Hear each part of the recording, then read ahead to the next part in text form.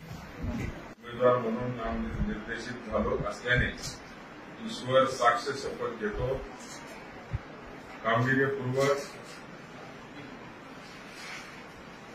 दृढ कथन करतो की कायद्याद्वारे प्रस्थापित झालेल्या अशा भारतीय संविधानाप्रती मी खरी श्रद्धा व निष्ठा बाळगेन आणि भारताचे सार्वभौमत्व व एकात्मता आणि शिरोधारा